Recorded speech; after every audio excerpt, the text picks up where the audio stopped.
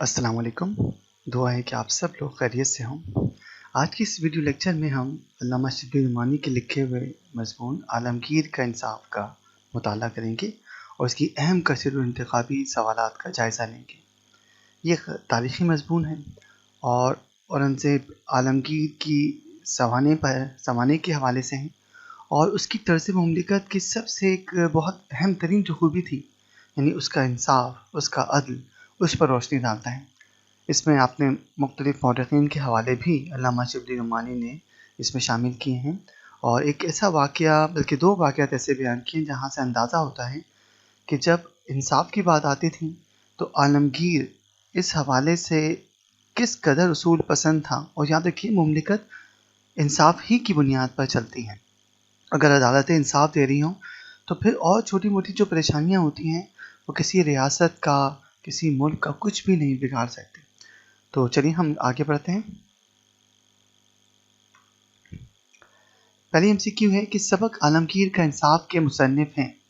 4 option हैं: अल्लामा शिबली नुमानी, सैयद सुलेमान नदवी, मोहम्मद हुसैन आज़ाद, मुख्तार मसूद। और सही जवाब है अल्लामा शिबली नुमानी। सबक आलमगीर का इंसाफ इस किताब से माखूज़ है।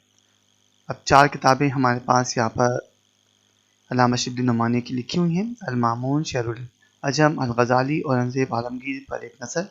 जैसा कि चौथी किताब का उन्वान ही खुद इस बात की वजाहत कर देता है कि ये सबक इस किताब ही से माखूज़ हो सकता है। सही जवाब है औरंगज़ेब आलमगीर पर एक नज़र। तीसरा है कि उर्दू अदब के अनासिर खमसा में इनका शुमार होता है। याद रखिएगा, पहले भी हम बात कर चुके हैं कि 5 ऐसी शख्सियात जिनकी इल्मी खिदमात इस कदर बुलंद दर्जे हैं, इस आला पाए की हैं कि कहा गया कि उन्होंने उर्दू अदब को घुटनों के बल चलने के बजाय दौड़ना सिखा दिया। तो उनकी इन इल्मी खिदमात ही के एतराफ़ में उन्हें अनासिर खमसा, खमसा अरबी ज़ुबान में 5 को कहते हैं, यानी ऐसे 5 अनासिर, ऐसे 5 सतून जिन पर उर्दू अदब की इमारत कायम है। अब सर सैयद अहमद ख़ान हैं, उनमें अल्लामा शिबली नुमानी, अल्ताफ़ हुसैन हाली, मोहम्मद हुसैन आज़ाद और डिप्टी नज़ीर अहमद। तो यहाँ पर पूछा गया है कि 4 शख्सियात में से कौन सी शख्सियत हैं जिनका शुमार नासिर खमसा में होता है। सही जवाब है अल्लामा शिबली नुमानी। दारुल मुसन्निफ़ीन का इदारा इन्होंने कायम किया। देखिए, याद रखिएगा कि बहुत अरसे तक अल्लामा शिबली नुमानी सर सैयद अहमद ख़ान के हमकदम रहे और अलीगढ़ तहरीक ही का एक हिस्सा थे।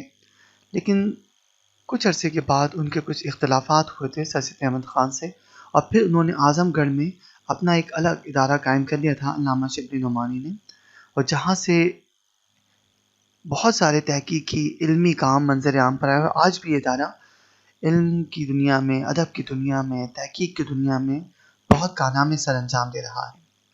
तो इब्तिदा तो इसकी अल्लामा शिबली नुमानी के हाथों से हुई थी, लेकिन असल में इसको भी आगे फ़रोग़ देने वाले, इसको तरक्की देने वाले सैयद सुलेमान नदवी थे। तो सही जवाब है कि दारुल मुसन्निफ़ीन का इदारा इन्होंने कायम किया था, अल्लामा शिबली नुमानी। 5वीं एमसीक्यू कि दारुल मुसन्निफ़ीन का इदारा इस शहर में है। सही जवाब है आज़मगढ़। अल्लामा शिबली नुमानी की शोरा आफ़ाक तसनीफ़ है। लेकिन चारों तसानीफ़ जो इस वक्त लिखी है अल्लामा शिबली नुमानी की ही हैं, लेकिन इनमें सबसे ज़्यादा मशहूर, सबसे ज़्यादा जो मारूफ़ हैं वो असल में सीरतुन नबी है। नबी करीम सल्लल्लाहु अलैहि वसल्लम की सीरत पर लिखी ये किताब वैसे तो 7 जिल्दों पर मुश्तमिल है और इसकी इब्तिदाई 2 जिल्दें वो अल्लामा शिबली नुमानी की लिखी हुई हैं। उनमें से पहली जिल्द तो आपने मुकम्मल कर ली थी, लेकिन दूसरी जिल्द का मुसव्विदा था, उनके हाथ की लिखी हुई तहरीर थी, हतमी शक्ल में नहीं थी।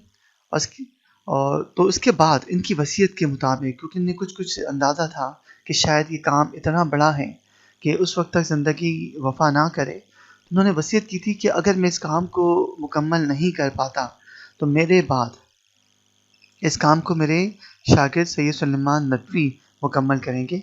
और फिर उनके लाइक फ़ाइक और फर्माबरदार शागिर्द सैयद सुलेमान नदवी ने ही इस किताब को, सीरतुन नबी को मुकम्मल किया और आखिरी 5 जिल्दें उन्होंने लिखी। और इस काम के लिए वो खुद एक कॉलेज में लेक्चरर थे, वहाँ से उन्होंने इस्तीफ़ा दिया और उसके बाद इस काम में दिन रात एक कर दिया। تو یہ کتاب ان کی سب سے زیادہ مشہور ہے، علامہ شبلی نعمانی کی سیرت کے حوالے سے بہت مستند کتاب میں شمار ہوتی ہے۔ خاص طور پہ اس کا جو مقدمہ لکھا ہے جس میں روایت اور درایت کے اصولوں پر جو آپ نے عالمانہ بحث کی ہے، وہ اپنے موضوع پر انتہائی مستند سمجھی جاتی ہے، مثالی سمجھی جاتی ہے۔ ہر گھر میں یہ کتاب ہونی چاہیے۔ تو 7 جلدیں، ابتدائی 2 جلدیں علامہ شبلی نعمانی کی ہیں، اور یہی ان کی سب سے بڑی تصنیف سمجھی جاتی ہے۔ ساتواں ہے کہ عالمگیر کے عہد حکومت کا سب سے بڑا روشن کارنامہ ہے، تو اس کا صحیح جواب ہے عدل و انصاف۔ انہوں نے عالمگیر کی سوانح لکھی۔ 4 مختلف انگریز مصنفین کے بارے میں لکھا ہوا ہے کہ Arnold J Toynbee Lane Poole, John Canning, W H Moreland. صحیح جواب ہے لین پول۔ عالمگیر معاملات انصاف میں عام آدمیوں کے برابر سمجھتے تھے، دوستوں کو، وزراء کو، عمرا کو، شہزادوں کو۔ لیکن دوست، وزراء، عمرا پہ بھی ان سے کوئی رشتہ نہیں ہوتا۔ بات یہ تھی کہ ان کی جو حقیقی جو ایک انصاف کی روح ہوتی ہے جو ان میں موجود تھی، وہ اپنے شہزادوں کو، اپنی اولاد کو بھی عام آدمی کے برابر سمجھتے تھے، اور یہی ہونا چاہیے کہ انصاف کی نظر میں سب برابر ہوتے ہیں۔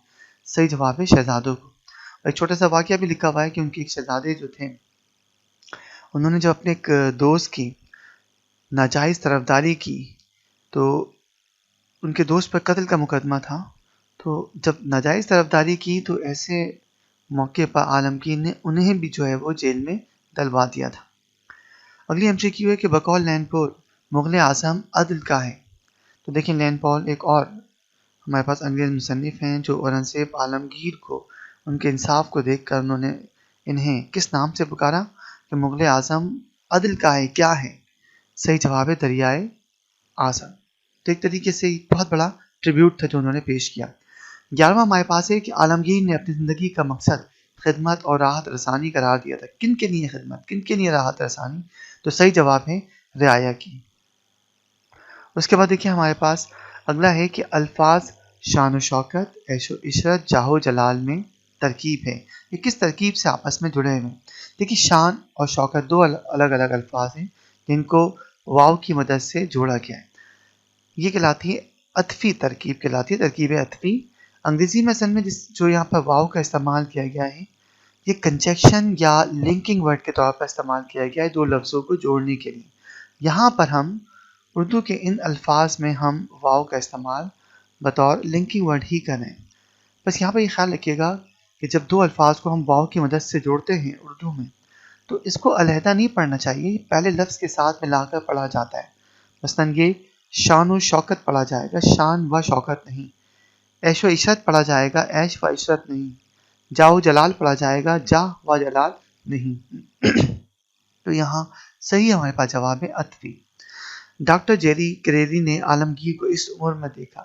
تو اورنگزیب عالمگیر کے اس سبق میں علامہ شبلی نعمانی نے ان شخصیت کا ذکر کیا ہے کہ جب انہوں نے اورنگزیب عالمگیر کو دیکھا تو بے حد متاثر ہوئے تھے۔ اس وقت اورنگزیب عالمگیر کی عمر کتنی تھی، لیکن اس ضعیفی میں بھی وہ کس قدر مستعدی سے اپنے تمام فرائض کو سر انجام دے رہے تھے، بڑی خوش دلی کے ساتھ سر انجام دے رہے تھے۔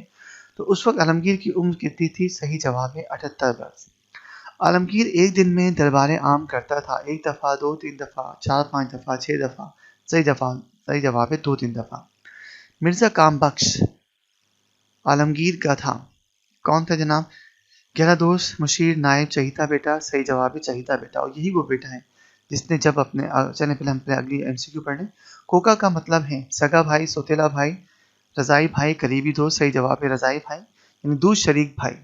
تو یقیناً یہ جو شہزادے تھے، ان کو جن خاتون نے پالا ہوگا، جنہوں نے ان کو دودھ پلایا ہوگا، ان کی اپنی بھی اولاد ہوگی، تو یہ ان کا رضائی بھائی تھا۔ کوکا کہتے ہیں رضائی بھائی کو۔ اچھا، ان پر قتل کا الزام تھا، لیکن جب ناحق طرفداری کی مرزا کام بخش نے تو اورنگزیب عالمگیر نے انہیں بھی جیل میں ڈلوا دیا۔ اگلی ہمارے پاس ایم سی کیو ہے، عالمگیر کے ایک سفر کا ذکر ہے۔ تو عالمگیر نے سفر کیا تھا، یہ تھا 1075 ہجری میں۔ یہ سفر تھا بیرون ملک کا، حسن ابدال کا، احسن ابدال کا، پانی پت کا۔ صحیح جواب ہے حسن ابدال کا۔ اس سفر میں عالمگیر نے قیام کیا تھا سرائے میں، میدان میں، صحرا میں، باغ میں۔ صحیح جواب ہے باغ میں۔ یہیں پر ایک ضعیف خاتون کریم میں رہتی تھیں، اور غلطی سے بادشاہ کے سپاہیوں نے وہاں پر جو پانی تھا اس کو روک دیا تھا، جس سے ضعیف العمر خاتون کی پن چکی چلنا بند ہو گئی تھی، اور جیسے ہی یہ بات بادشاہ کے علم میں آئی تو نہ صرف انہوں نے ضعیف العمر خاتون کو بلایا، معذرت کی، انہیں بہت انعام و اکرام سے نوازا، بعد میں دربار میں بھی بلا کر ان کو بہت انعام و اکرام سے نوازا کیا۔ تو بڑھیا کے پاس تھی پنچکی، گھوڑا گاڑی، بیل گاڑی، قیمتی قالین، پنچکی۔ بڑھیا کے بچے تھے 2 3 4 5، صحیح جواب ہے پہلا تو پنچکی، دوسرا کہ بچوں کی تعداد کتنی تھی، صحیح جواب ہے 4۔ عالمگیر کو شدت سے احساس تھا کہ کسی شخص کا نہ ہونے پائے بال بھی کا، کسی کو کوئی تکلیف نہ پہنچے۔ تو امید ہے عزیز طلبہ طالبات کو آپ کو ان ایم سی کی مدد سے اس سبق کی تیاری میں مدد ملے گی انشاءاللہ تعالی۔ اگلی ویڈیو لیکچر میں آپ سے ملاقات ہوگی، تب تک کے لیے اجازت دیجیے، دعاؤں میں یاد رکھیے گا۔ اللہ حافظ۔